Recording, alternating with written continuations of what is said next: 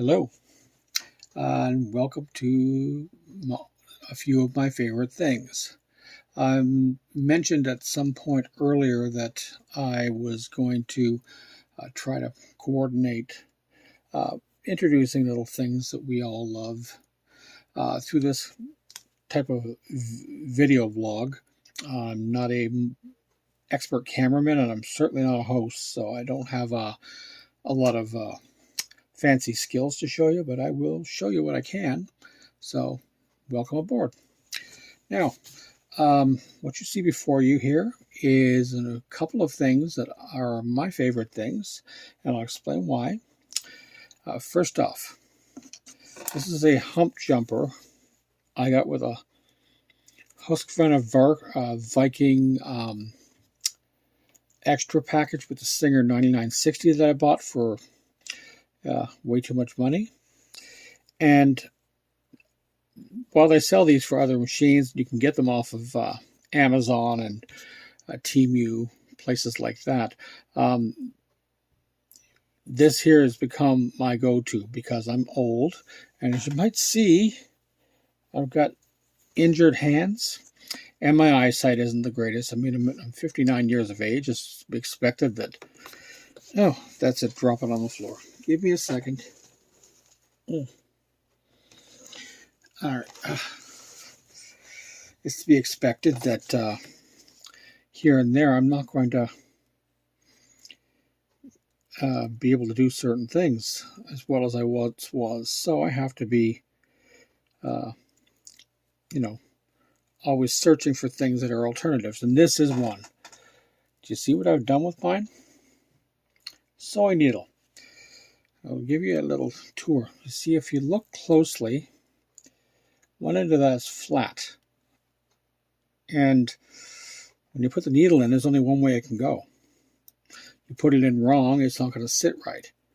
So you put it in right, and then it goes down, and it doesn't move back and forth. And you just take it to the machine. Easy peasy. Bring that down for a second. Stick it on up, and twist. No more fumbling with sewing needles. Isn't that a neat little trick? Now I've got to thread the needle. Just give me a second. Old eyes, fragile hands. I'm sure that was a lovely view you just got. And it's Sunday and I haven't cleaned myself pretty today. I'm in dire need of a shave and a groom. Okay. Now, I got it all wired up. Really nice little tool. And they don't cost much. And this thing here, like somebody showed the other day, good for zippers, low hump, high hump. Love these things. Some people use a matchbook to do it, which is fine, whatever works for you, but I love this thing because of the needle thing. Okay, now, let me explain to you why these are my favorite things and what they are. This, my friends, is a Kenmore Q-foot. That's the box. It's all chewed up. I would have loved a nice box, but I didn't get one. And that is a Q-foot itself for a low shank machine. I have one for super high as well. Now, what makes these special is the bottoms. Like a satin foot sort of, but they're completely and utterly flat. There's absolutely nothing on them except for that flat surface and a place to glide the fabric pie. What this purpose of this foot is to stitch fabric like this, stretch, lightweight to medium knit, so that you don't get a ripple effect on it. If you've ever sewn on a machine, not a cover stitch or a serger, this type of fabric or four-way stretch, things like that, you know what a nightmare that can be. You end up with a little puckering and all kinds of ugly stuff happening. You can do it, but it takes a little patience and a little skill.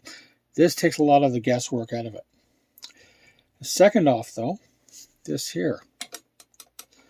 This is my tricot foot.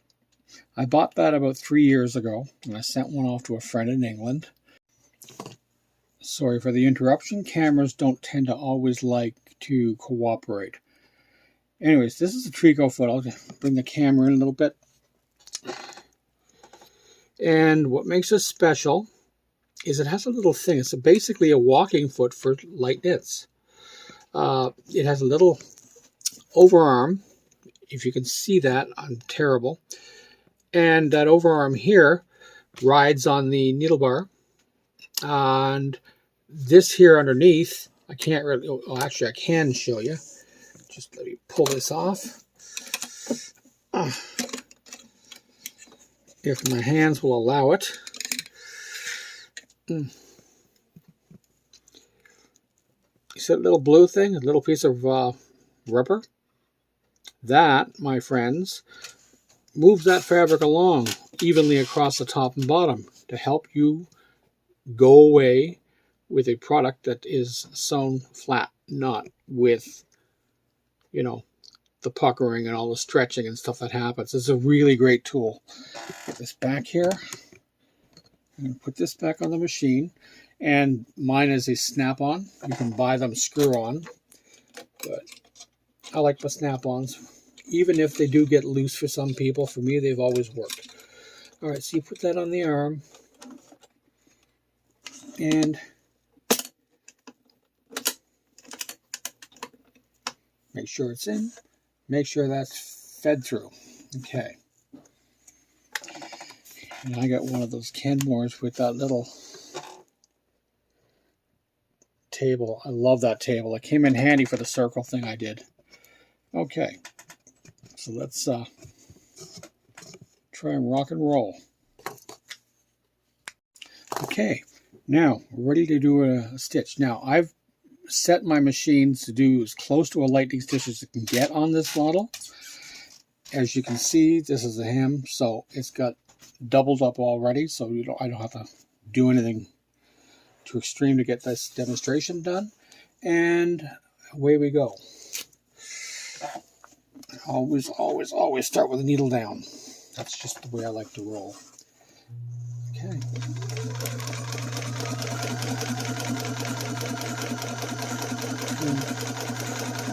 I'm not worrying too much about how neat this is. I just want to demonstrate it.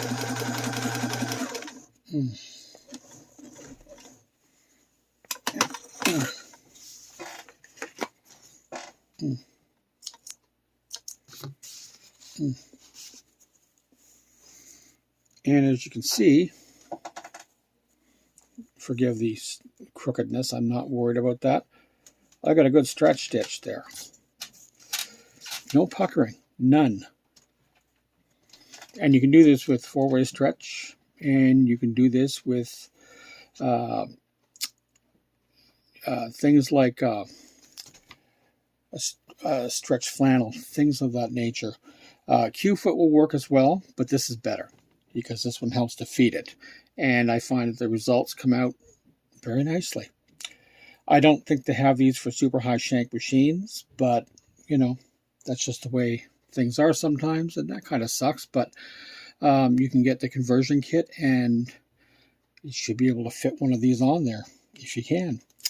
Okay, so that's a few of my favorite things. See you next time.